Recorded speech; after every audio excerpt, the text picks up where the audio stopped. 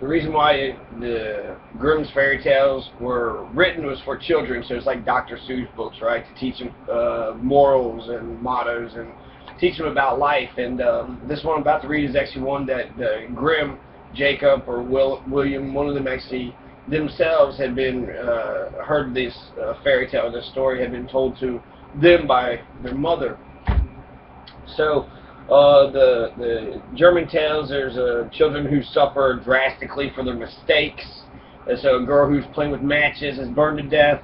Little Red Riding Hood, don't trust strangers, don't walk by yourself in the middle of the woods. A boy whose thumb sucking results in his thumb being cut off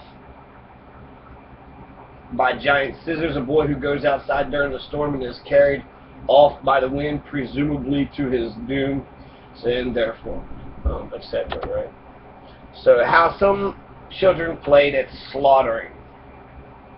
Okay, so how some children played at slaughtering. 113. In a city named Franeker, located in West Friesland, some young boys and girls between the ages of 5 and 6 happened to be playing with one another. They chose one boy to play a butcher, another boy to play a cook, and a third boy was to be a pig.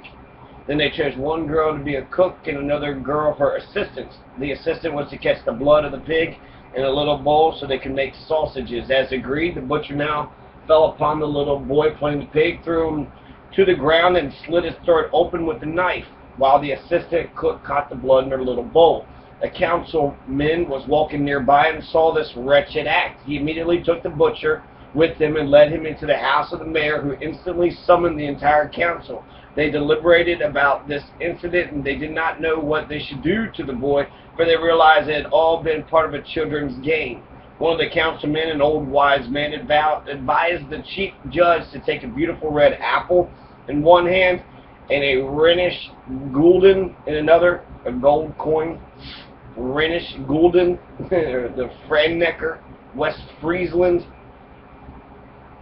Advised the chief judge to take a beautiful red apple in one hand and a Rhenish gulden in the other. Then he was to call the boy and stretch out his hands to him. If the boy took the apple, he was to be set free. If he took the gulden, he was to be killed. The judge took the wise man's advice, and the boy grabbed the apple with a laugh.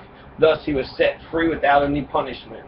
So that's he said the Grimms thought that was an important story because it teaches you about play, that play could go, to a crazy level, that it is fictional. Don't play slaughter the pig. Don't be slitting your friends' throats. And then it also kind of shows the, what do you do when, there's a 5-year-old that killed a 2-year-old in Kentucky. Well, what do you do when that happens? The 5-year-old is just a kid. He might remember what he did. He may not. And if he's a little older, like, he probably, maybe definitely wouldn't know that he did it, but, like, you know what I mean? So, he probably would get away with it. So I think that's an important thing to know, too, that if something did happen amongst children playing, and something had happened, then they're probably young and dumb, and nobody will give a shit, and just, they'll get away with it if they're, if it looked like they was just playing. So, basically, this teaches you to be careful. When you're playing with kids, be careful. That's a good lesson, right? That's the first story of children who learn how to play with slaughter. How some children played at slaughtering. So here's another one. There once was a father who slaughtered a pig, and his children saw that. In the afternoon, they began playing. One child said to the other, "You be the little pig, and I'll be the butcher." Then he took a shiny knife, and he slit his little brother's throat. Their mother was upstairs in a room bathing another child, and she had heard the cries of her son. She immediately ran downstairs. Upon seeing what had happened, she took the knife out of her son's throat. She was so enraged that she stabbed the heart of the other little boy who had been playing the butcher. So now both boys are dead. One's got his throat slit, the other one's got knife stuck in his heart. Then she quickly ran back to the room to tend to the child in the bathtub. But while she was gone, the baby had drowned in the tub. So now all three kids are gone. Now it's just the mother and the father. Now the woman became so frightened and desperate she did not allow the neighbors to comfort her, and finally she killed herself. She hung herself. When her husband came back from the fields and saw everything, He became so despondent that he died soon after.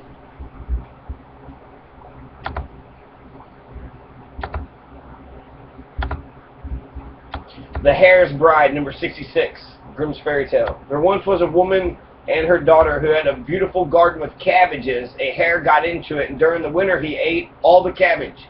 So the mother said to the daughter, "Go to the garden and chase the hare away." The girl said to the hare, "Shoo, shoo, hare, you're eating all of our cabbages." The hare said, "Come, girl, sit on my tail, and come with me to my hut." The girl would not do that. The next day the hare came again and ate cabbages. So the woman said to the daughter, "Go to the garden, chase the hare away." The girl said to the hare, "Shoo, shoo, hare, you're eating all of our cabbages." The hare said, "Come, girl, sit on my tail, come with me to my hut." The girl would not do that. Third day the hare came again and ate cabbages. So the woman said to the daughter, "Go to the garden and chase the hare away." The girl said, "Shoo, shoo, hare, you're eating all of our cabbages."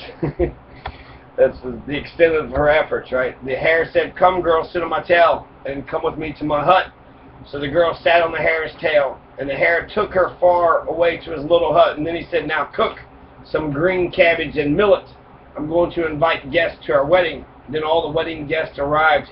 Who were the wedding guests? I can tell you because someone else told me. They were all hares. And the crow was there as parson to marry the bride and bridegroom. The fox served as sexton, and their altar was under the rainbow. But the girl was sad, for she was all alone. The hare came up and said, open the door, the wedding guests are making merry." The bride cried and said nothing. The hare went away. Then the hare came back and said, open the door, the wedding guests are hungry." The bride continued to cry and said nothing. The hare went away. Then he came back and said, open the door, the wedding guests are waiting." The bride said nothing. The hare went away. Then she dressed a straw doll in her clothes and gave it a stirring spoon and stood it next to the milling pot. Then she went back to her mother. The hare came once more and said, open the door. Then he opened the door himself and struck the doll on the head so that its cap fell off. Then the hare saw that this was not his bride, and he sadly went away.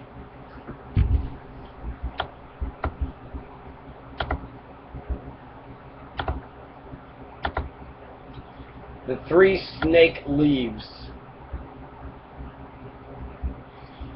There was once a poor man who could no longer afford to keep his only son at home, so the son said to him, "Dear father, you are so poor that I am only a burden to you. I'd rather go out into the world and see if I can earn my own living." The father gave him his blessing and took leave of him with much sorrow. About this time the king of a very powerful kingdom was carrying on a war.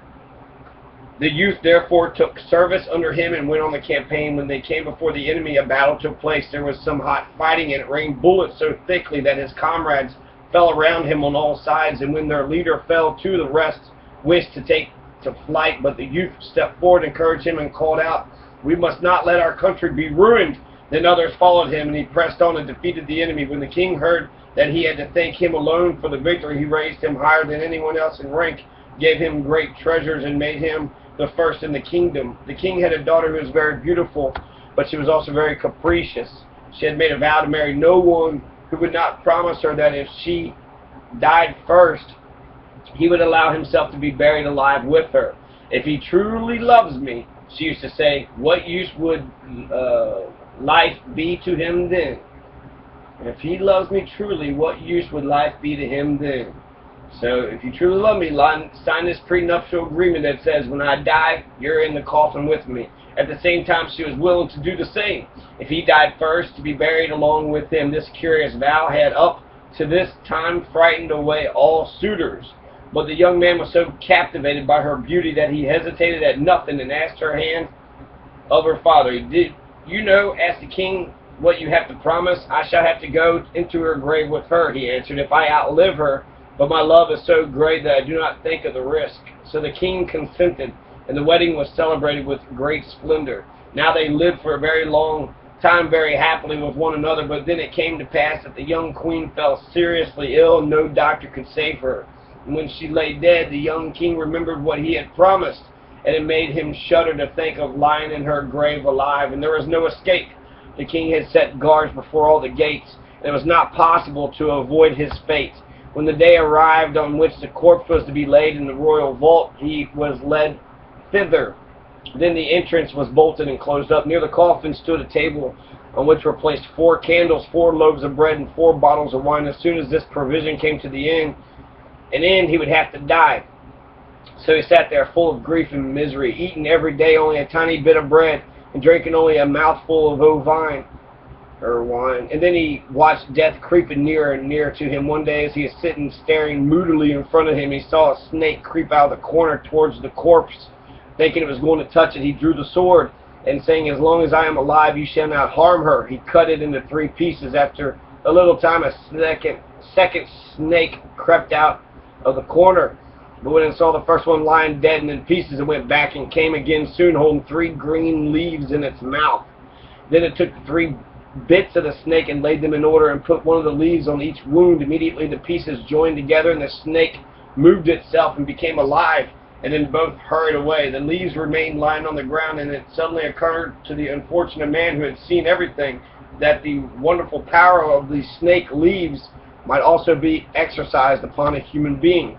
So he picked up the leaves and he laid one of them on the mouth and the other 2 on the eyes of the dead woman, and scarcely had he done this before the blood began to circulate in her veins, and it mounted and brought color back to her white face. Then she drew her breath, opened her eyes, and said, "Ah, where am I?" "You are with me, dear lady," he answered, and told her all that had happened and how he had brought her to life again. Then he gave her some wine and bread, and when all her strength had returned, she got up. They went to the door and knocked and called so loudly that the guards heard them and told the king. The king came himself to open the door, and there he found both happy and well, and he rejoiced with them that now all the trouble was over. But the young king gave the 3 snake leaves to a servant, saying to him, "Keep them carefully for me and always carry them with you. Who knows but that they may help us in a time of need!" Exclamation point. It seemed, however, if a change had come over the young queen after she had been restored to life, that if all her love for her husband had faded from her heart, some time afterwards, when he wanted to take a journey over the sea to his old father, and they were on board the ship, she forgot the great love and faithfulness he had shown her, and how he had saved her from death, and fell in love with the captain of the ship. And one day when the young king was lying asleep, she called the captain to her and seized the head of the sleeping king, and made him take his feet, and together they threw him into the sea. And when they had done this wicked deed, she said to him, "Now let us go home and say that he died on the journey. I will praise you so much to my father that he will marry me to you and make you the heir to the throne." But the faithful servant, who had seen everything, let down a little boat into the sea unobserved by them, and rowed after his master while the traders sailed on. He took the drowned man out of the water, and with the help of the 3 snake leaves which he carried with him, placing them on his mouth and eyes, he brought him back to life again. They both rowed as hard as they could night and day. Their little boat went so quickly they reached the old king before the other 2 did. He was much astonished to see them come back alone, and asked what had happened to them. When he heard the wickedness of his daughter, he said, "I cannot believe that she has acted so wrongly, but the truth will soon come to light." He made them both go into a secret chamber and let no one see them. Soon after this, the large ship came in, and the wicked lady appeared before her father with a very sad face. He said to her, "Why have you come back alone? Where is your husband?" Right, he's really playing this up, right? He knows what's going on. He's hiding in the... "Ah, dear father," she replied, "I've come home in a great grief.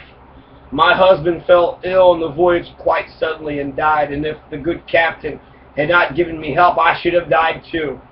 He was at his deathbed and can tell you everything." The king said, "I'll bring the dead to life again." And he opened the door of the room and called them both out. The lady was as if thunderstruck when she caught sight of her husband. She fell on her knees and begged for mercy, but the king said, "You shall have no mercy. He was ready to die with you and restored you back to life. And you fucking killed him when he was sleeping, and shall receive your deserts." So she and her accomplice were put in a ship which was bored through with holes and drawn out into the sea, where they soon perished in the waves. So they're put in a ship which is bored through with holes and were drawn out into the sea, where they soon perished in the waves. So they put them on a ship that had a bunch of holes, and then eventually they crash the ship, and the ship sinks, and then they all die. And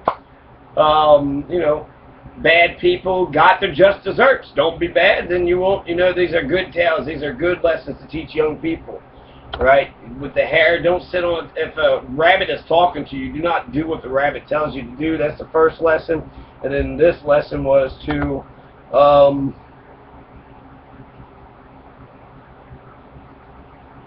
oh yeah, be faithful. If you're gonna, don't be a fucking hypocrite. You're gonna expect other people to die and stay with you inside, you know what I mean, in your womb or in your tomb, and then you're gonna fucking kill him when he's sleeping. What a hypocrite! Don't be a hypocrite.